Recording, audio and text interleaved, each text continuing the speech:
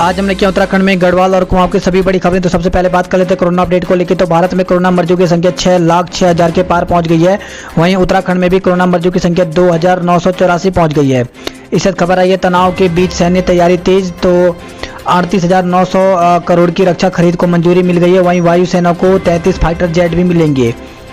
तो लद्दाख में वास्तविक नियंत्रण रेखा पर चीन के साथ जारी तनाव और अन्य सामरिक चुनौतियों के बीच सरकार ने तीनों सेनाओं की ताकत बढ़ाने का फैसला किया है। इसके के तहत वायुसेना के लिए 33 लड़ाकू विमानों के साथ सेना और नौसेना के लंबी दूरी की क्रूज और अस्त्र मिसाइलें खरीदने का निर्णय लिया गया। लड़ाकू जेट विमानों में मिग-29 और सुखोई 30 के बेड़े में वृद्धि की जाएगी। भारतीय सेनाओं के लिए राफेल रक्षा सौदे के बाद 38,900 करोड़ रुपए की यह सबसे बड़ी रक्षा खरीद होगी। वहीं खबर आई रात 9 बजे तक खुलेंगे रेस्टोरेंट। तो उत्तराखंड में घूम सकेंगे पर्यटक बशर्ते रिपोर्ट हो निगेटिव। तो अनलॉक 2 में शासन ने अब प्रदेश के सभी रेस्टोरेंट रात 9 बजे तक खोलने की अनुमति दे दी है। हालांकि शेष बाजार, मॉल व धार्मिक स्थलों को बंद करने का समय 8 बजे तक ही रहेगा। वहीं अब रात्रि कर्फ्यू की सीमा 1 घंटा और कम कर दी है। अब कर्फ्यू रात 9 बजे से सुबह 7 बजे तक रहेगा। यही नहीं, अब बाहर से आने वाले पर्यटक उत्तराखंड के सार्वजनिक स्थानों पर भी भ्रमण कर सकेंगे, बशर्ते इन पर्यटकों की रिपोर्ट 72 घंटे पहले तक निगेटिव आई हो। इससे पुरानी रिपोर्ट मान्य नहीं होगी।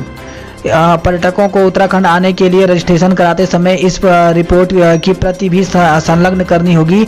इसके अलावा सरकार ने 15 जुलाई के बाद सरकारी कार्मिक को प्रशिक्षण देने वाले संस्थानों को भी खोलने का निर्णय लिया। तो बड़ी खबर आ रही है, 15 जुलाई के बाद ये भी खोल दिए जाएंगे। तो इस प्रकार से यहाँ पे कहा है कि जो भी यात्री अगर बाहर से आना चाहते हैं तो वो यहाँ पर जो वेबसाइट दी गई है स्मार्ट सिटी देहरादून.uk.gov यहाँ पर पंजीकरण करवाना अनिवार्य होगा।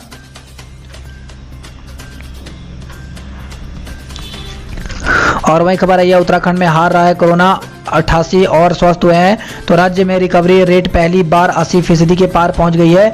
गुरुवार को 33 नए मामले सामने आए हैं। इसमें देहरादून में 1, नैनीताल में 17, उधमसिंह नगर में 16 नए मामले सामने आए हैं। तो इसके साथ ही 88 लोग ठीक भी हुए हैं। तो उत्तराखंड में कोरोना वायरस अब हारता दिख रहा है। प्रदेश में पहली बार मरीजों की रिकवरी रेट बढ़ करके 80.60% पहुंच गई है। यही नहीं, मरीजों के दुगने होने की अवधि भी 57.56 दिन हो गई है। हर दिन जितने नए मरीज सामने आ रहे हैं उससे ज़्यादा डिस्चार्ज हो रहे हैं। गुरुवार को 37 नए मामले सामने आए। वहीं 88 लोग स्वस्थ होकर घर भी लौटे हैं। और इस खबर आई है देहरादून में डेंगू हुआ विकराल, तो होगी दिक्कत। तो मानसून सीजन शुरू होने से डेंगू भी दस्तक देने को तैयार है। ऐसे में कोरोना के साथ स्वास्थ्य विभाग के सामने डेंगू से लड़ने की भी चुनौती है। बीते वर्षों में अक्सर यह देखा गया है कि डेंगू के मरीज बढ़ने के साथ ही प्लेटलेट्स की कमी होने लगती है। इससे खबर आई है पदोन्नत शिक्षकों को विद्यालय आवंटित करे शिक्षा विभाग। तो राजकीय शिक्षा संघ ने शिक्षा महानिदेशक को सौंपा है पत्र।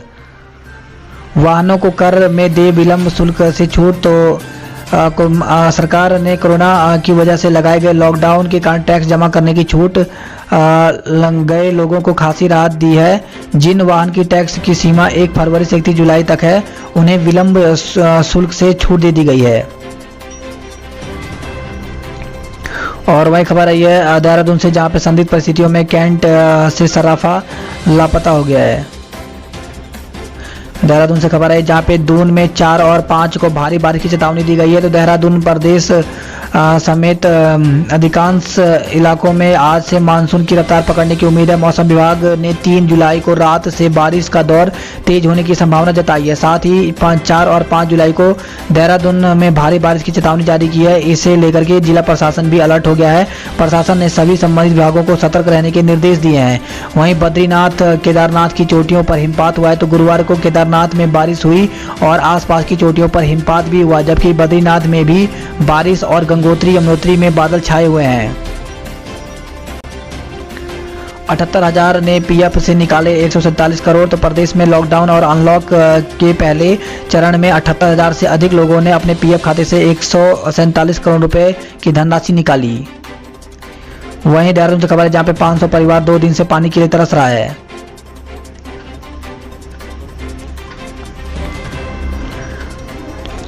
और वही खबर आ रही है, पाठ्यक्रम में कटौती करेंगे निजी स्कूल। तो कोरोना के चलते 8वीं तक के पाठ्यक्रम में नई व्यवस्था की हो रही है तैयारी। तो कोरोना के चलते सीबीएसई और आईसीएसई के सभी कक्षाओं के पाठ्यक्रम में 25 से 33% की कमी करने का फैसला लिया गया है। इसके बाद प्रदेश में भी इन दोनों बोर्ड से संबंधित स्कूलों ने पाठ्यक्रम में कटौती की कवायद शुरू कर दी है। और वही खबर आई है, कोरोना नियंत्रित हुआ तो अगस्त में स्कूल खोले जा सकते हैं। तो बड़ी खबर आ रही है, तो कोरोना लगातार यहाँ पे बढ़ता जा रहा है, लेकिन अगर कोरोना के मामले कम होते हैं तो अगस्त से स्कूल खोले जा सकेंगे।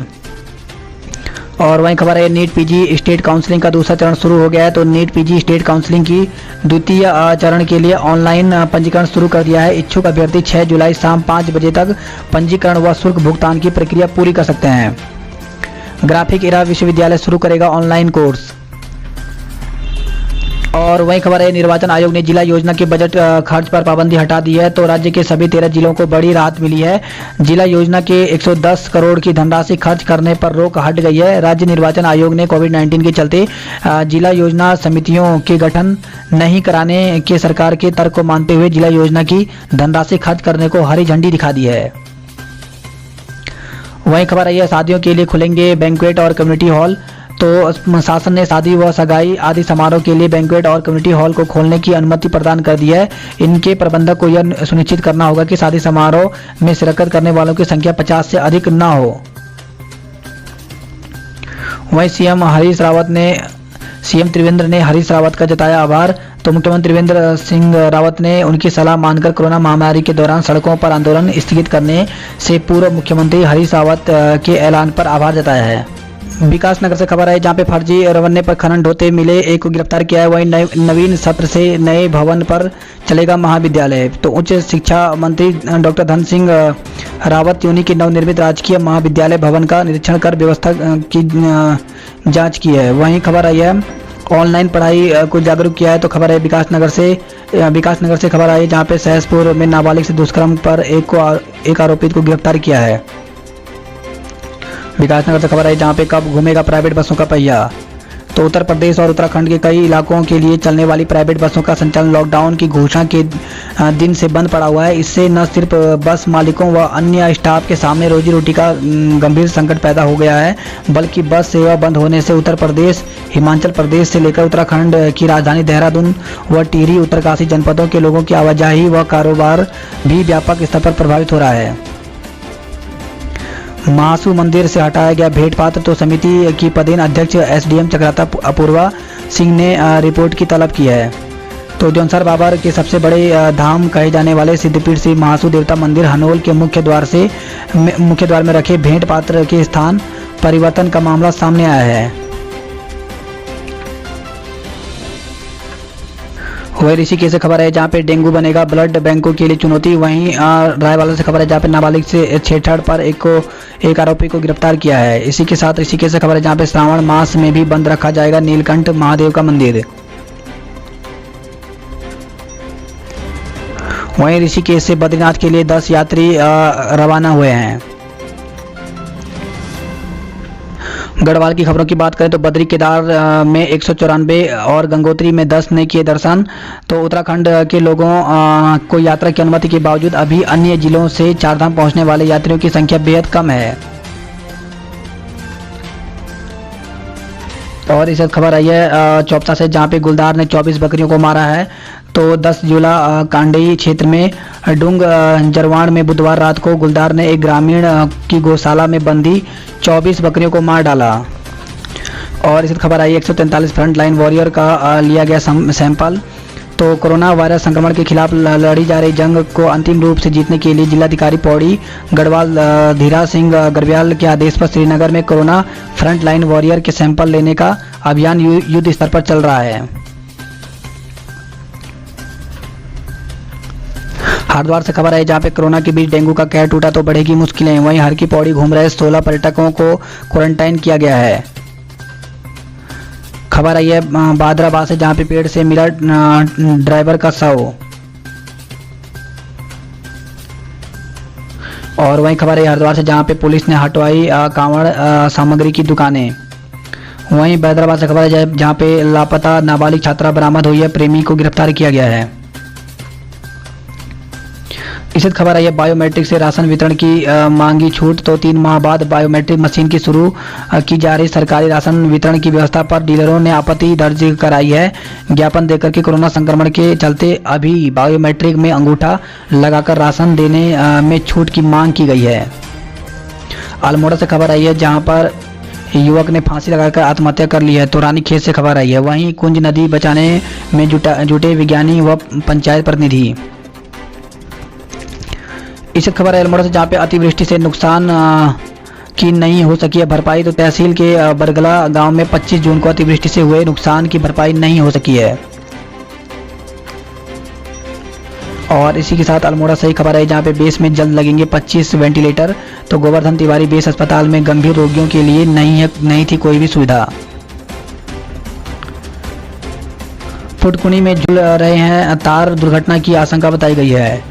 नैनीताल से खबर है जहाँ पे बिना अनुमति जुलूस निकाला 30 कांग्रेसियों पर मुकदमा दर्ज किया गया है। इसी के साथ हल्द्वानी से खबर है जहाँ पे गुलदार ने फिर से दी दस्तक, बड़ी दहशत। तो पालम सिटी व वार्ड 56 में गुलदार का आतंक एक हफ्ते बाद भी खत्म नहीं हुआ। अब उसने पालतू कुत्तों को निशाना बनाया है। इससे लोगों में और दहशत हो गई है।